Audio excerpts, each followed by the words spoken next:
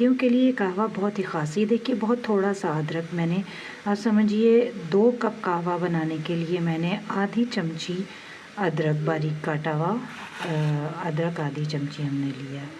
और इसी तरह से हम आधी चाय की चमची मेथी दाना लेंगे, 1 दालचीनी का टुकड़ा लेंगे और आधी चमची ही सौंफ इसमें शामिल करेंगे, आधी चमची सौंफ। अब देख लीजिए इसमें आधी चाय की चमची कटा हुआ बारीक अदरक है, आधी चमची से कुछ कम है मेथी दाना, 1 छोटा दालचीनी का टुकड़ा और आधी चमची सौंफ। हम 2 कप पानी चूल्हे पर रखकर उसमें ये चीज़ें शामिल कर देंगे और पानी को अच्छा सा उबाल देंगे।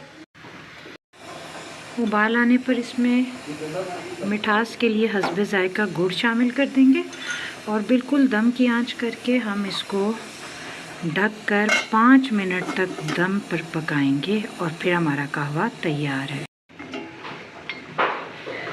ये अब तैयार हो गया।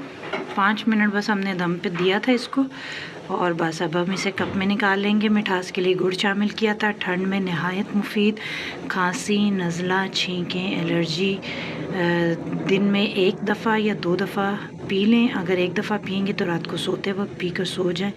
3 दिन के बाद आपको वाज़ेह फ़र्क अपनी तबीयत में महसूस होगा।